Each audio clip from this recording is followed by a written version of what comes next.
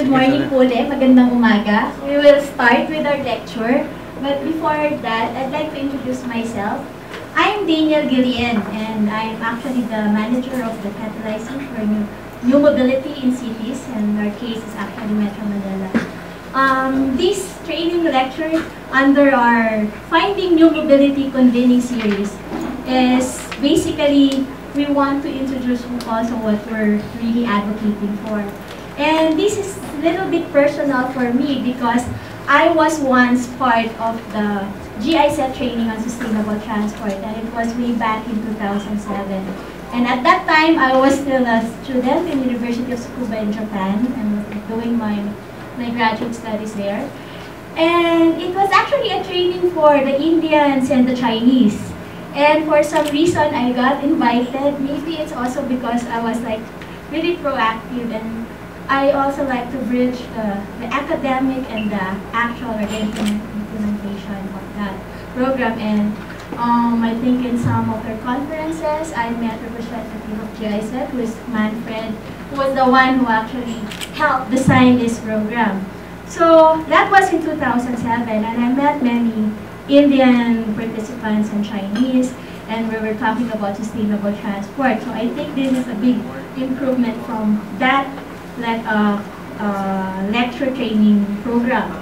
The thing was, it was a 1.5 weeks kind of lecture training, and we were all in China, Beijing at that time.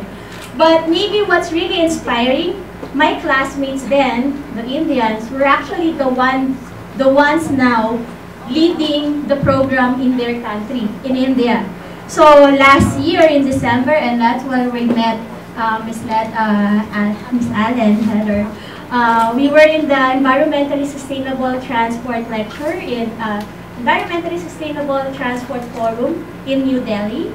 And they have a big project they call Urban Mobility Conference for the Indians. And then I met my classmates on that training. And what's really inspiring is that all my classmates, and it was really something that I really, they were the ones leading the projects in their respective cities. So there was a big improvement and prior to that, in 2005, I was also in India, and I saw the difference, from 2005 to 2011 last year. I saw the differences, I mean, in terms of the public transport. At that time, they were talking about, transforming the rickshaw, or what we call, similar to our tricycle, into CNG. By the time I returned last year, and together with Doc Doy, we saw really all their rickshaw are now into CNG. So that was really something. And when I went there also in 2005, and that was prior to the training in 2007, I also noticed that in India, they do not have a good integration of bicycles, so they don't have a bike sharing program. By the time we returned in New Delhi, they already have an integrated system with the bus, and it's the light BRT system in Delhi. But in other cities also, they're sort of having this competition among themselves. And what is really interesting is that they're the ones now really very active in their country, these participants. And I think here in Metro Manila, with this our Finding New Mobilities project, or Catalyzing New Mobility in Cities, what we're hoping is that through this perhaps lecture or other activities that we're having, we will find more catalysts, and like you, especially the participants that we have now, would also, we will try to complement and not really compete, but make sure that we have a sustainable transport plan that is also climate friendly. So in this regard, I understand that you already had your merienda or your snack. So because my lecture would a little bit be technical heavy, but I hope we will try to make it really rich. First, we would like to introduce to you the Sustainable Transport and Climate Change Module 1, which is actually an introduction to the concept of climate change and why we need to change to a low carbon pathway, particularly in the transport sector. So we will try to study the contribution of land transport sector to the emissions that are contributing to climate change.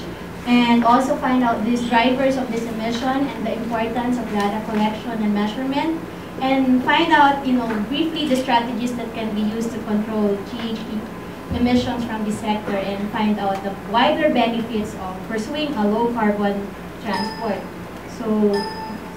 So basically, this training is based on the work of the Bridging the Gap initiative. So Bridging the Gap, Pathways for Transport in a Post-2012 process is a partnership that was formed to bridge that gap between the transport and climate change sectors. The good news is that we're not alone. Maybe you see that maybe we have all these kind of different sectors, but worldwide, there's also now this call of really sitting together and finding out about the connection of transport and climate change. But if you want to know more about that information, you have this website that you can check, and as I mentioned by Heather earlier, this is also supported by the same organization that's bringing this lecture series to you. So, for the overview of our module, as I mentioned, it's a little bit technical heavy, but yeah, we will start with our climate change definition and what it's all about. Yeah, trying to controlling the GHG or the greenhouse gas emissions without compromising economic growth or mobility. Mobility being one of our buzzwords here in the Ateneo School of Government, because what we want people to look at is the mobility of people and not focus on the traffic. There's many people like talking about, oh, we have to fix the traffic. But prior to fixing the traffic, I think it's important to understand your mobility and what really, see the big picture. And I think with this one, we will be able to understand the social and economic impact of low carbon transport. And of course, we'll give you a summary of this first module. So, for the start, climate change. Yeah. This is an introduction to the concept and the land of transport sector's contribution to it. Earlier, Heather asked you how many are really working into the climate change action plan, right? And it seems that we only have a handful, 3 or 4 working on this. But that's okay. I think all of you are aware of, have you heard the word climate change? Yes? But do we really understand what climate change is all about? Oh, I see some. Okay, we go to the definition. Of course, this is the accepted definition of the Intergovernmental Panel on Climate Change, or the IPCC, where our Dean Tony is very active on at Ateneo School of Government, being our lead negotiator for climate change. So climate change refers to a change in the state of the climate that can be identified by the changes in the mean and or the variability of its properties. And that persists for an extended period, typically decades or longer. So climate change may be due to natural internal processes or external forcings, or to persistent anthropogenic changes in the composition of the atmosphere or inland land use. So basically, yeah, if we use this climate change mentioned by Sir, it's the temperature change. It's statistically identifiable. So we need statistics, we need data, we need that to prove if really. And then, yeah, it's long term, and it's caused by the natural and human processes. And although the IPCC notes actually that it is very likely that man-made greenhouse gas emission caused most of the observed temperature rise in the mid-century, in this context, the very likely, which means 90% based on the expert judgment, is that it is really man-made. So for today, we commonly use the word anthropogenic. So you will again hear the word anthropogenic, which means that it's caused by human activity. And indeed, well, the definition of climate change relates only to change induced by humans and not the environment. So we will like to say that what we're going to discuss is the accepted by most scientists that it is the human activities caused by human activities. So I kept on mentioning about the greenhouse gas, right?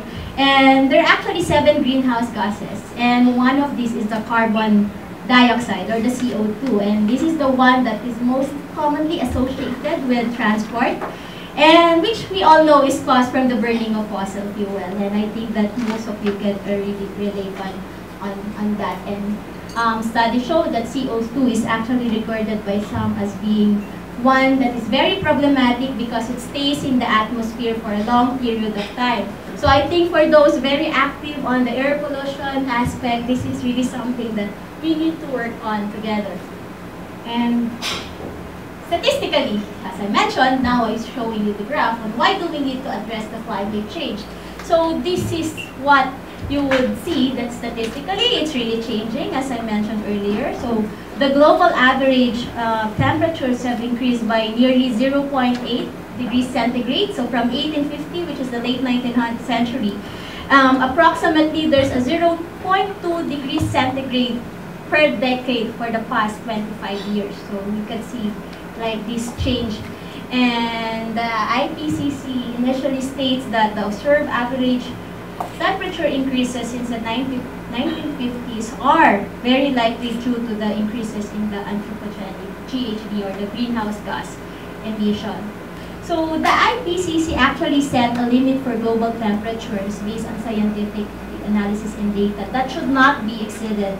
And this is widely referred to as your 2 degrees centigrade target, and refers to the fact that the global average temperature should not exceed 2 degrees centigrade above pre-industrial level. So IPCC cautioned that if we go above this level, it would lead to catastrophic and irreversible damage.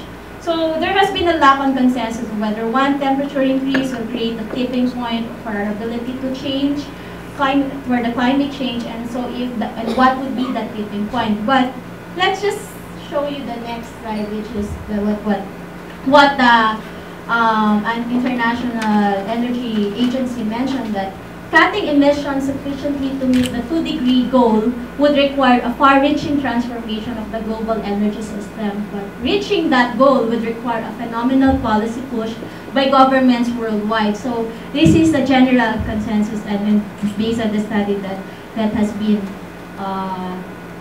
made. And but the action must be taken, and the time is certainly running out. So this is one of the reasons that we're hoping that you as participants will eventually be our catalyst on really making this, human activity reverse in quite a way that would improve our climate change and the temperature. So,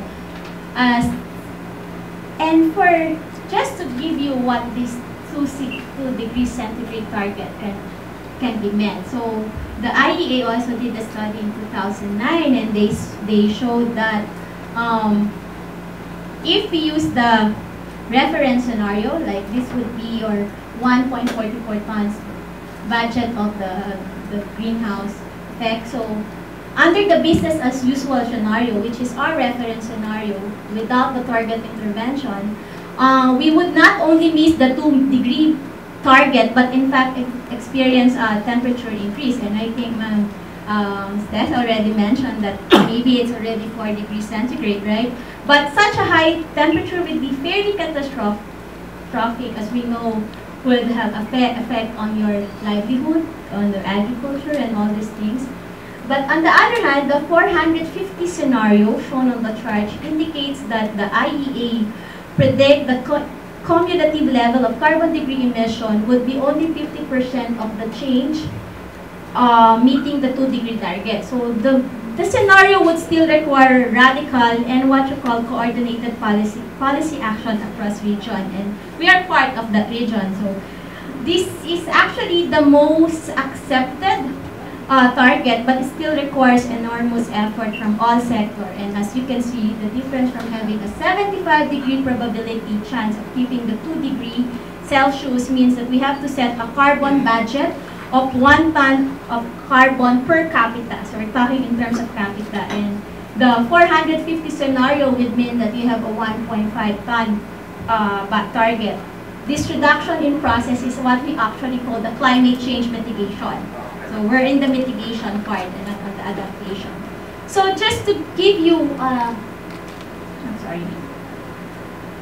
the scenario, well, sometimes it's easier that we imagine how much carbon we need to reduce if we look how much we are now using. So these data from the World Bank would show that a measurement of per capita carbon is helpful. So you would see that at the moment, this is where we are in the Philippines.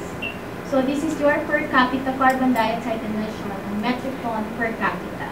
So when talking about targets, it's necessary to differentiate between the aggregate and the intensity target. So talking in terms of per capita carbon emission is an example of an intensity target. So this has been, well, it can be subject to some criticism, but the decline, the carbon intensity can decline while the absolute carbon emission can increase. So this is a pretty good picture on how we could set targets. So, but basically, this is for indicative purposes. So now we would see where we are now situated and, you know, your capita emission.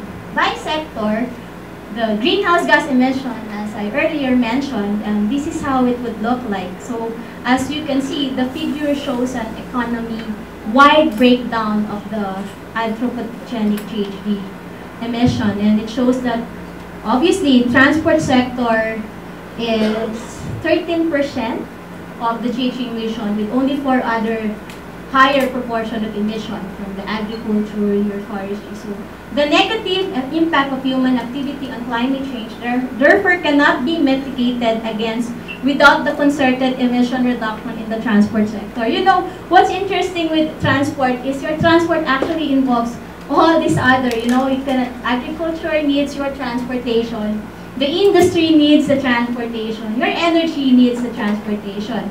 So if you like take a look on the carbon dioxide emission by sector, and the 2008 data shows that transportation is actually 22% of that. So this is why we're very proactive on, you know, really looking at the transport sector as also, you know, big thing in kinds with regards to the pivotal role of transport sector in limiting climate change. So carbon dioxide emission is the most dominant of the greenhouse gas, and in terms of carbon dioxide emission, so we're actually, the transport we're working on is really a part of this big volume. So the carbon dioxide emissions are generated from the burning fossil fuels, and so this is not really surprising.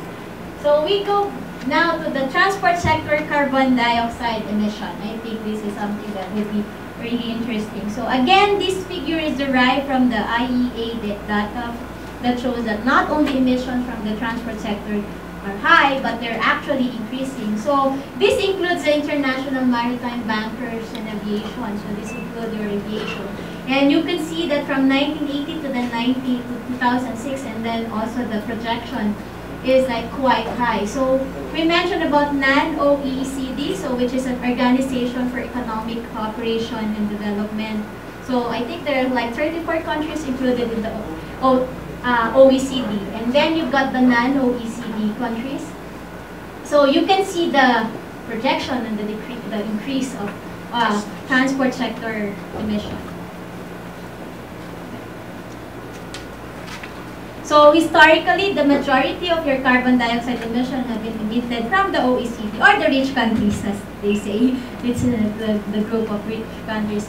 But emission, as I mentioned earlier, are now growing at a faster rate in non-OECD countries, and it's expected by 2030 to really, you know, see that they will be overtaken emissions from the OECD region. You can see from this, you see the big difference. And the main drivers of growth in carbon dioxide emissions from non-OECD countries are developing Asian countries, followed by the Middle East. So that's something to really be concerned about. And then we would also like to show you the estimated changes to energy consumption by sector and region between 2007 and 2015. So this figure, which actually serves to highlight the fact that many non-OECD, or what they call developing countries, the energy consumption, so here you see China, India, the Middle East, other Asian, Africa, the OECD European countries. So the figure serves to highlight the fact that in many non-OECD countries, energy consumption from the transport sector is increasing at a faster rate than the total economy-wide energy consumption.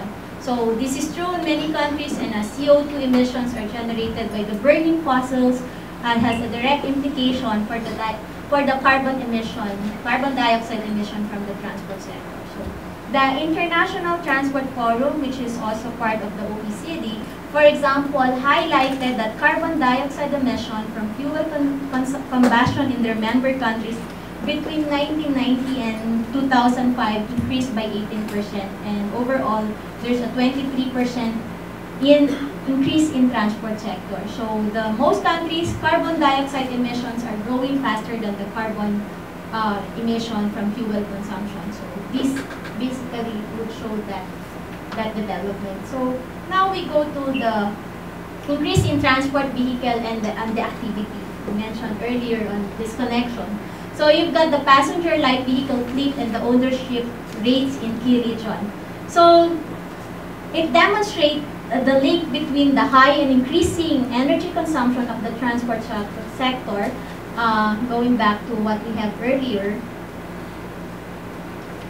And as you can see that the high and increasing vehicle ownership, which are and will continue to drive an upward trend in the greenhouse gas emission, unless that demand is managed. So you can see the vehicle ownership on the right axis, and these are the red ones.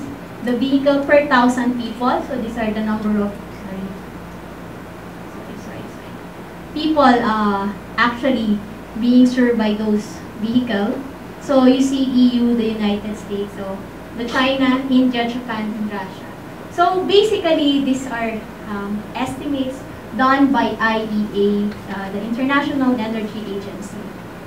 So, question, how have emissions from the transport sector of developed countries got so high? And why is the outlook for developing countries the same? So, urbanization, the process. The way we have planned our communities, people live in the suburbs and then they go to the city. So, yes, that's the planning perspective, the land use. So the answer actually lies, and connecting to your answer earlier, is that we've actually used the traditional approach to transport planning. And I, as a transport planner, could really attest that, you know, with all the modeling that we've been doing earlier, is that we're actually focusing on the provision of private car. And I think it's reality. But, well, as a transport planner myself, I've been trained to do that, and we've trained to do all this modeling, that there's a tendency for us to perhaps forget what, you know, that we're actually focusing on the people. And the dominant paradigm of the recent decades in developed countries has been to predict and provide for travel demand. Travel demand now is that it's largely translated on focusing on road infrastructure and providing more and better infrastructure for private cars, and of course the unsustainability of this approach only just becoming apparent. The good news is, I think we're not, I mean, what's happening to the country, even other countries, particularly London, is like really, you know, changing the paradigm. And even New York have been doing the same thing, and that's pretty new. It's a recent trend, and even the transport planners are now working towards this paradigm of really bringing, you know, people. So, as you can see, and as we mentioned earlier, so this figure is actually based on the OECD countries, right? So the split of carbon dioxide emission by mode is very similar for non-OECD countries, where emissions from road traffic are said to be responsible for 69% of the total emission, or here it's 73%. And these statistics reflect the majority of carbon dioxide emissions generated by road traffic, particularly your private car. So this shows that are generated by passenger transport, but climate mitigation process should actually have high energy consumption on freight. So we also have to include the logistics part of that. And this is the case in United Kingdom. We can all relate, right? Present day traffic? Yes, Heather, this is present, right? You know, the thing is, and this is what I've been telling everyone, I think we cannot, solving traffic is not really the issue, but the issue is actually the mobility of people, providing or mainstreaming your public transport. So in other countries, it's existing, and I've been telling this because personally, I'm also I live in Tokyo for like 10 years prior to coming back, and I drove in Tokyo, and I can say that the traffic there is also terrible. But people, you they do not complain. Now they're trying to shift that. They're not complaining. Why? Because if you complain and you're driving your car, and they will say, why are you driving your car? Unlike here, when you're stuck in the traffic and they hear and say, because you don't have a good public transport. So I think all of us should advocate for that kind of transportation. I mean, really improving our public transport. And what I've been telling everyone, and also based on now we're working with UK and other developed countries, is also in other countries they're now doing these changes. And this is common in the United Kingdom, and maybe that's a good news for us. And sharing this is something that, yeah, we need to work on. So you can see the population split. So again, we mentioned about the urban city, split of urban and rural cities in 2010 and 2050, and you can see that other important aspect to consider in the developing low-carbon transport strategy is, of course, the geographical domestic distribution of carbon dioxide emission. I think Ma'am Vicky mentioned that earlier. You know, the way their cities are planned is something that we should also work on. And however, there are like a main distinction to make, and that between relatively developed and developing countries. And as you might assume, cities are, you know, areas of concentrated activity. So we keep on talking about this activity.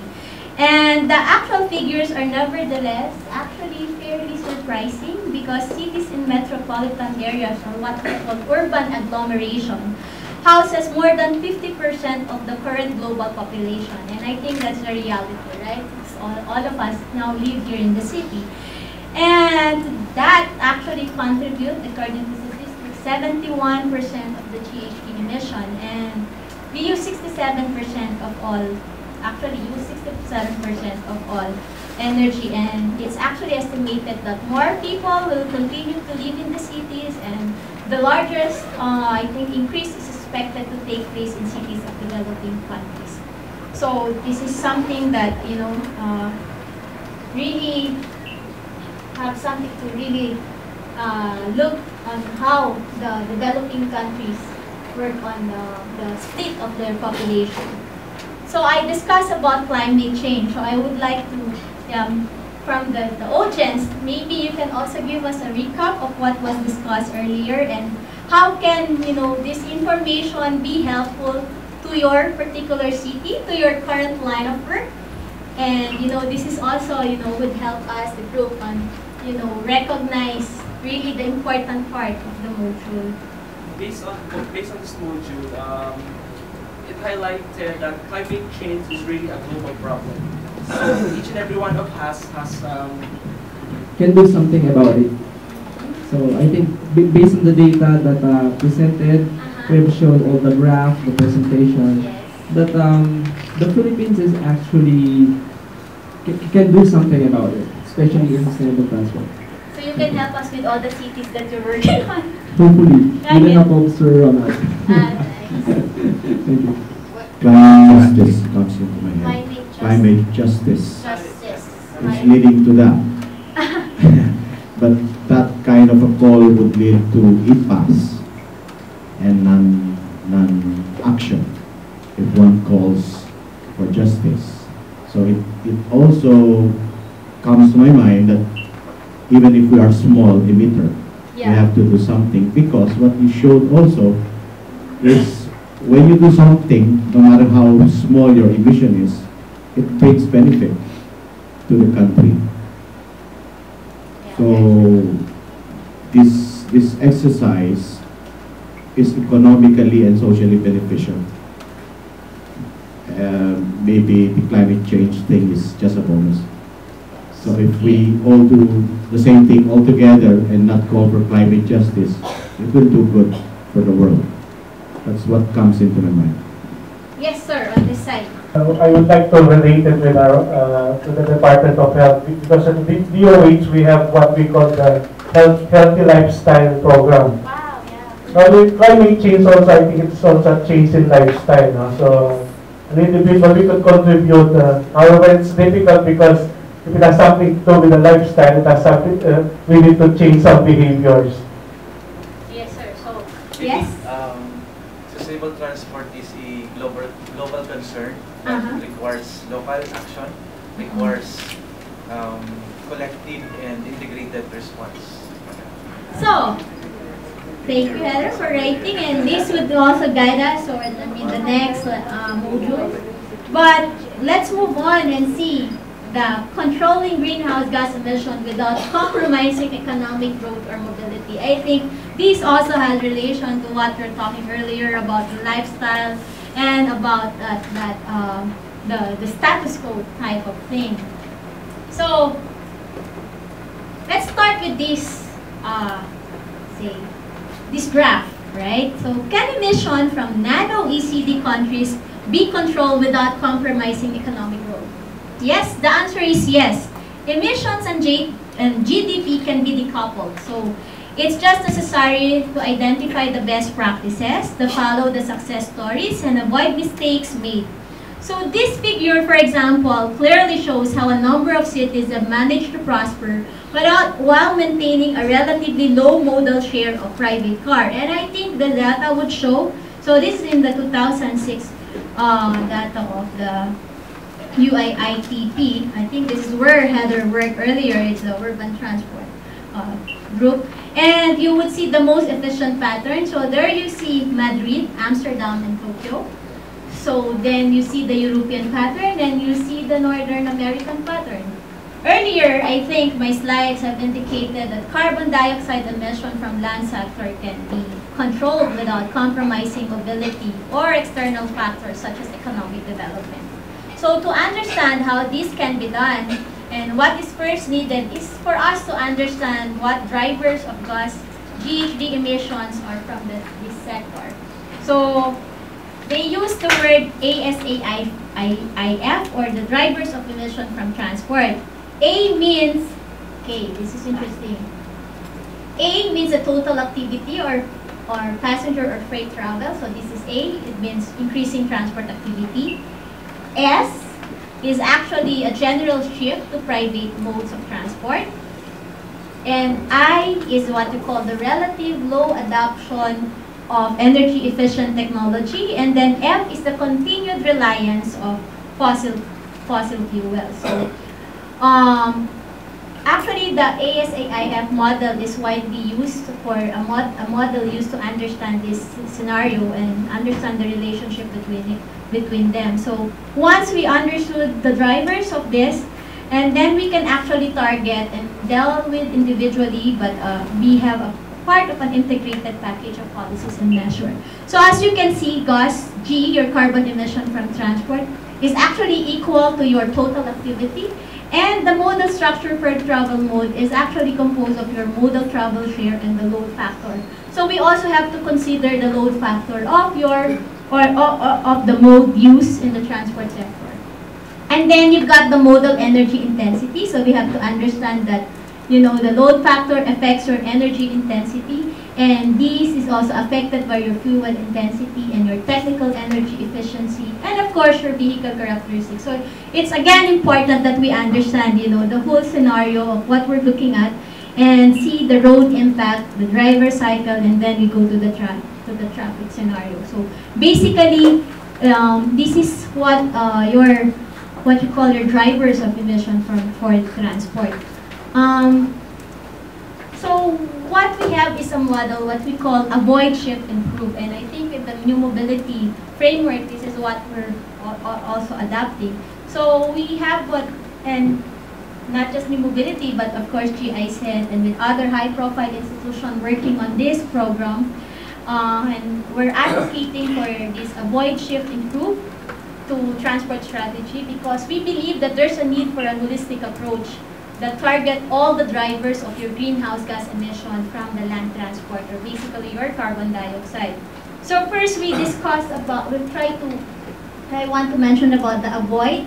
Avoid is reduce travel or the need to travel. So basically, when you say avoid transport, this will go back to the earlier, you know, comment made by one of the participants about, you know, how your city is built. So the integration of transport and land use planning is very important. But at the same time, we now have to integrate the smart logistic concept. it's important to see also the development of the use of information, communication, and technology, perhaps the use of your cell phone, and the use of connecting this. So we also have to connect with the technology and those advancements. You know, the utilizing, or yeah, we've heard smartphones. So that's why I think Dr. Doy, our director, earlier mentioned about, you know, this development on the Navi, traffic Navi, so which is what she mentioned about this traffic light, but also now online you can now see, right? So do we avoid going to this area when you see that there's already, you know, this traffic? So it's also a way of, I mean, avoiding to travel and utilizing other means of, you know, doing your work. And of course, there's a shift. So we call the shift to more environmentally friendly mode.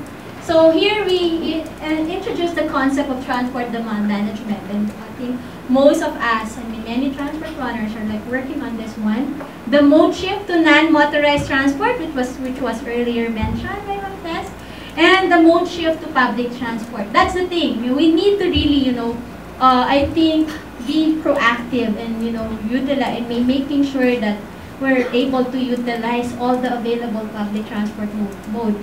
And I think I kept on mentioning that earlier my talk is that we're actually transport rich, but are we really utilizing that properly, and, you know, all this connection?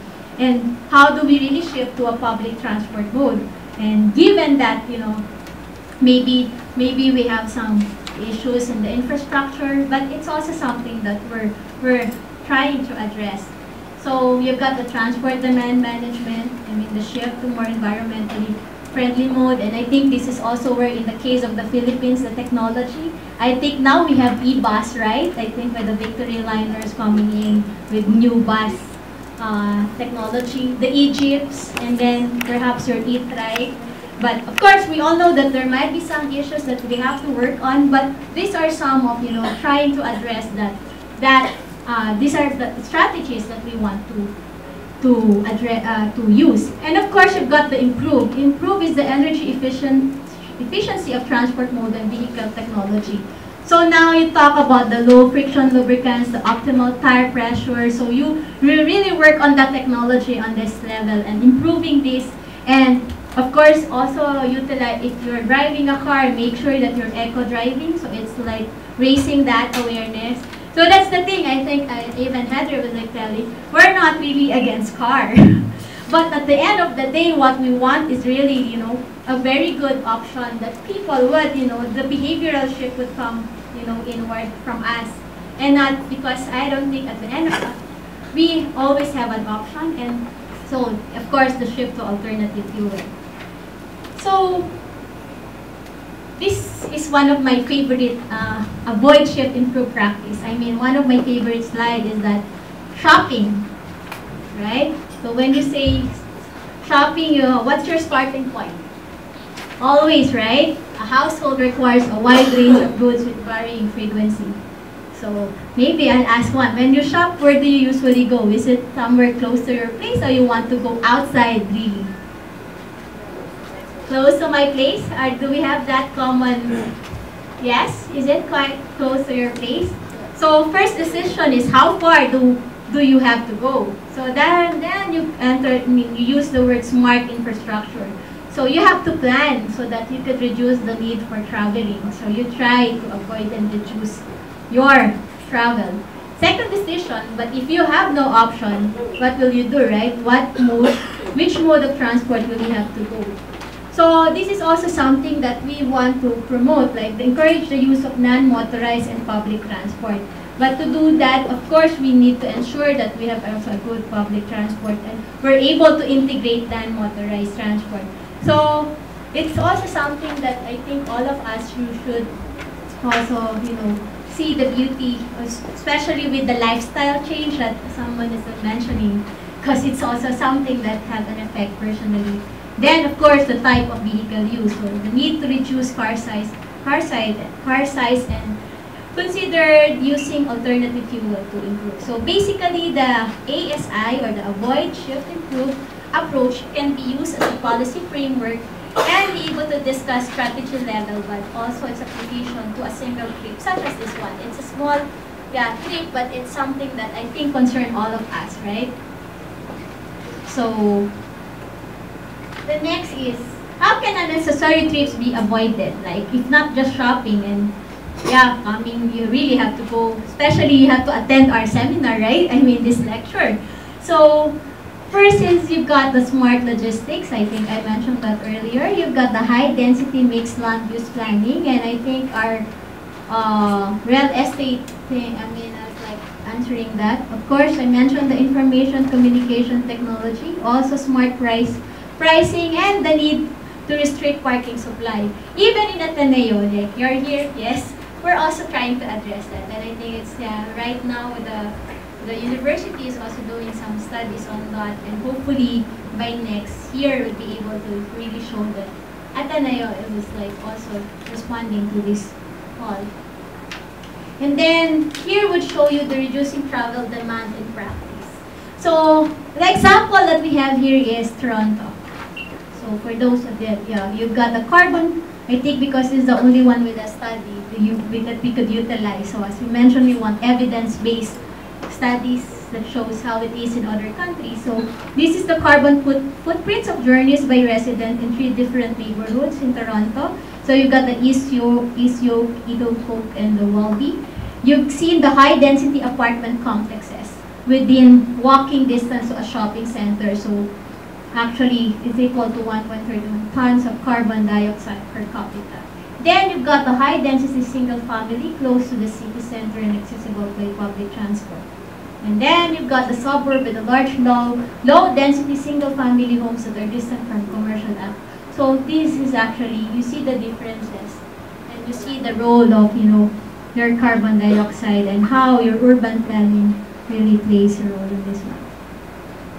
And then we want to shift or maintain demand for low carbon modes. So this is actually, the shift component or maintain, the figure would give you an indication on the impact of the greenhouse gas emission that can result from shifting from a relatively carbon intensive mode to transport such as private car to a less carbon intensive car mode. So this will actually give you an overview. You see, you're walking, you're cycling, your bus will use your rail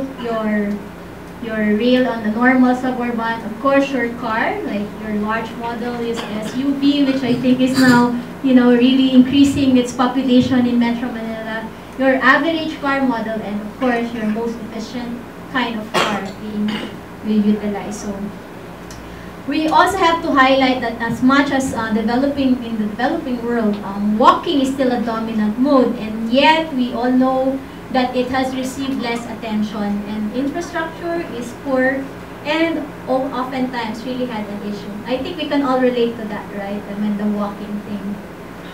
And then we move on to the shift to maintain demand for low carbon modes. So basically, this picture will just, provide another way of demonstrating the need to shift to a relatively carbon intensive to low carbon alternative. So, you can always have an option of walking. But cycling, that's something that I think all of us still have to address. I think it's not really common to see cycling lanes or facilities in Metro Manila, right? And if we could do something about that and we could help us lobbying that, then I think we could, have that as also as an alternative or an option. And then you've got the shift to maintain demand for low carbon modes. So this slide basically show how far can one travel on 1 ton of carbon dioxide. I've been talking about the carbon dioxide earlier, and this figure actually indicates the potential for carbon dioxide emission savings if low carbon transport behavior are shifted or maintained to a lower carbon mode. So it highlights that there are plenty of options for reducing carbon and fuel consumption, and that by reducing them, it does not mean that there will be any negative impact on mobility. So you've got your pedestrian, your bicycle, your BRT, which we don't have yet, maybe in the future. Of course, your articulated bus, your two more urban bus, which is our common bus, you see, the metro rail, passenger car, you've got your scooter, passenger car, you've got the 4-stroke and the 2-stroke. The good news is I don't think we still have the 2-stroke, right? Yeah. Tricycles? The tricycle. A lot. Yeah. 70%. But it's something that I think now, But yeah, not manufactured. not manufactured anymore, They are right? still in use. Yeah, but that's, I think, I want to highlight the positive things. So, so that's a good news, but yes, we still have, but you can see that, you know, this is your ton of carbon dioxide, you know. This value is given passenger by kilometer. So you see the infinite, right? That's an infinite sign on, you know, how far it can travel under carbon dioxide. Then you see the need to maintain demand for low carbon mode. So this is, I mean, I'd like to highlight the element of to maintain. So you see the modal split of your two cities. One in Shanghai and the other one is London. Again, we have a representative from London here. So one is a developed country and the other one is an emerging economy. And you can see that public transport and walking is relatively similar, although there are large differences in the modal share of your modes of transport. So you can see that in London, car, and then you've got in Shanghai, you've got the public and a lot still, I mean, cycle. What should also be noted from this slide is that it does not show the trend. Shanghai, our cycling is fast decreasing. So it's a reality, I think, that we're, aware of. And that its share of private car is increasing. Well, we have to understand also that statistics can actually vary from city to city. But there's strong evidence that cities in developing countries already have a large shares of walking and cycling. But the reality is only 10 to 20% of the population can afford a car. And it's the same is true in the Philippines. Like all your motorists actually is like 20 to 30% of the population of Metro Manila. 70% actually takes public transport. So, and yes, we also have to understand that, they are also suffering from the chronic congestion, and we need a concerted effort to actually make sure that we somehow don't follow such pattern. I think that's the reason Heather is like really helpful on that, right? And then, of course, public transport supports efficiency. So, I hope one day we'll see our city on this slide. So you see the percent of public transport, walking and cycling, and the carbon dioxide emission kilogram per kilometer per capita per year. So you've seen Houston, 5%, utilize a percent of public transport, walking and cycling, actually have this emission, 5,980 kilograms. Whereas your Hong Kong, which is actually 89% of public transport, walking and cycling, actually had this low emission. So I think this is a challenge for us, right? Hopefully, well, I think I don't know if it's good or bad that we don't have data to really show this, but I think that would be part of the study that in the future we would be included in this, hopefully on this slide. Yeah? Interesting slide, right? And then, of course, we want to maintain travel demand. How can travel demand be shifted to more efficient modes of transport? Again, we keep on mentioning about the transport demand management. So what you call the push measure, like road pricing, the pull measure, which is your, of course, enhancing the provision of NMT, improving accessibility and affordability of public transport. So push measure is your road pricing. I think in London you've already introduced congestion pricing, right? So no one can enter the London inner circle if I'm not mistaken. So we don't have that in Metro Manila. And I also see, I think in California, I think, wherein they have a lane only for cars having 4 passengers. So those are the kind of TDM measure. Although they say that it's also like building like new alternative work arrangement, like, they buy people to sit on your car so that they can use that fast lane. So those are the things that, but more than that, we also would like to look at the pull measure. So meaning enhancing your provision for non-motorized transport sector. Transport and improving accessibility and affordability of public transport. Here in ASIF, we're actually doing a study for the informal settlers. And what we're looking at, the preliminary study shows that, you know, those living in your informal, not hubs, but areas like Matandang Balara, actually, those who have motorcycle actually had, I mean, good transport costs compared with those using public transport. For them, it's still more expensive to use public transport, not only a motorcycle. And it's really something that our team is also trying to address, and because that is the reality at the moment. So maybe we want to introduce, you know, your non-motorized, the bicycle, it can be more, you know, environmentally friendly. And then you've got the improving energy efficiency of travel. How can the energy efficiency of travel be improved? Of course, the need to enhance vehicle energy efficiency. Train in eco-driving principles. So I wonder, how many of you here are drivers? Wow. Okay, we've got quite. So do you practice what you call eco-driving principles? Yes. So it's a way of stopping, and yeah, that's good to know. And then we've got to improve energy efficiency. So this is something to do with our fuel. And yeah, you can see the conventional, I mean, the percent improvement in fuel economy, reduction in fuel use per liter per 100 kilometers. So you can see the different kind of vehicle utilizing different kind of fuels. So now this would show you the, you know, again, part of the statistics that I like to show, the third way in which your carbon dioxide emission can be reduced from road transport by improving network efficiency. So those working on the road sector, you can see that, you see the congestion mitigation strategies. You see the real world, this is the real world activity. And you've got the steady state activity wherein you've got traffic flow smoothing techniques. So you see, this is the role of improving the efficiency that road networks operate at, notably by implementing traffic management techniques.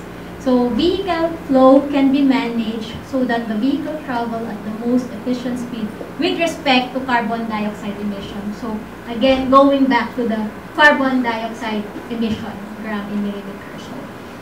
So you will hear more about these types of improved measures, I think, in Module 2. I think Heather will tell more about that.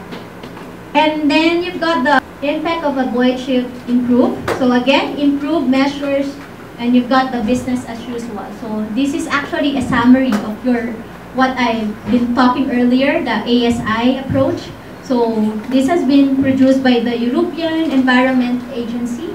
And the need is that it is stressed that the projection relates to developed rather again than developing countries. So nevertheless, this gives us an indication on the scale of emission reduction that can be achieved by adopting the avoid shift improve measures in a considered and targeted manner. So you can see the index of emission again in 1990. So you've got the projection here. You've got the business as usual. But if you've got improved measures, projection says that there's like 44% emission reduction. And if you've got the avoid and shift measures, you've got a 20% emission reduction, which is actually your target. So again, this is just contextualizing that this is from the European Environmental Agency, and that they base their studies on, you know, part of the research. And then you've got the importance of policy packages rather than single measurement. Again, one of the reasons that I think we're all here, if you notice, we came from the different sector. You've got the Department of Health, right? You've got DSWD, and yeah, the different local government. Because at the end of the day, what we want is actually your policy, to have policy packages that is very comprehensive. So we want to emphasize the need for low carbon transport measures and their potential impact, and that this package is actually a package of measures and cannot be done in isolation. So you can see, of course, you've got car restrictions and NMP infrastructure. You've got the mixed use, medium high density. You've got the convenient and rapid public transport. So at the end of the day, as you can see here, the buzzwords are like mobility and access for jobs and services, convenient and accessibility, which include your NMP, and then again, offer alternatives. So at the end of the day, what we want is a comprehensive package that would give the people alternatives or option, and we will have always have a better option in that. And then we try to move to the social and economic impact of low carbon transport. So this is just a quick introduction to co-benefits of sustainable transport, because someone will discuss this in detail, I think tomorrow, right? So is this the future that we're looking at? So all of you agreed, hope not. That's good news for us. Like, I think we're having more catalysts in this. So this is what we mentioned, the cross-sector synergy. So low carbon transport is said to be cost-effective solution to the achievement of economy-wide objectives. So we mentioned about there are many benefits of low carbon transport that extend beyond environmental to the social and economic impact. So earlier Heather asked also if you're into eco-driving, is it really for the environment? But it goes beyond that. So and I mentioned without going to the details of that because that would be discussed later. So this would tell you about how the synergy can be reached, and we could produce this kind of co-benefits. So you've got transport plus energy efficiency is equal to education, economy, and health. So this will, later they will discuss about the reducing social and economic costs associated with private sector. And then of course the creation of green jobs, I think, which is what we're all interested in. And then of course reducing poverty, which I think we're hoping to address given this kind of development. So reducing social and economic costs, as mentioned, air pollution from transport in developing countries costs up to 2% of many countries' GDP. So for those interested in the transport, so in the pollution part, air pollution from transport in polluted cities such as Bangkok and Jakarta costs up to 10% of their GDP. And then you've got the external cost of particulates and other vehicle emission, including lead, which is actually equivalent to 60% of the import cost of gasoline and the 200% of the import cost of diesel. So these I think are interesting data.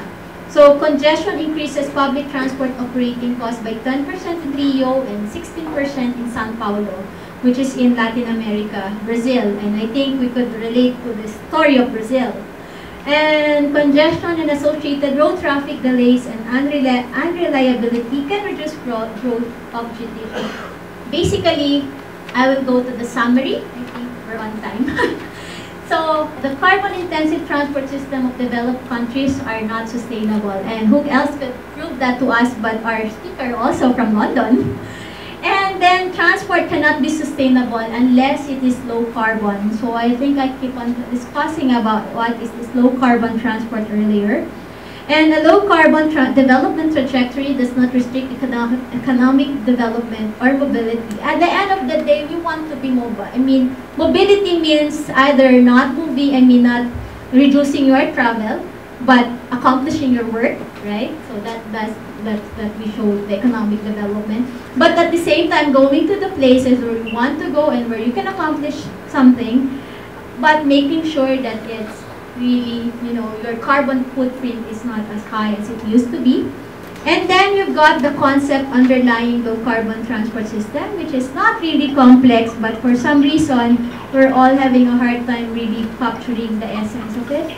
And then the ASAI, of the Avoid, Shift, Improve framework approach, which actually summarizes the drivers of your greenhouse gas emission and what should be addressed. So meaning we need to acknowledge the need to recognize climate change. I think we're able to acknowledge climate change, right? And understand the source of greenhouse gas emission. Again, we recognize the drivers of your greenhouse gas emission. We try to realize the potential of decoupling mobility and greenhouse gas emission from transport. And later on, the co-benefit would be discussed more in detail. And then be aware of the Avoid, Shift, Improve approach to transport strategy. And of course, this is very important to all of us, is actually recognize and communicate the wider benefits of sustainable low carbon transport. So this is the reason we're trying to equip you with all this data and emission, then the role of greenhouse gas emission from the land transport sector. And with that, I think I'd like now to open the floor for some of your feedback and questions that may arise out of this module. So, thank you.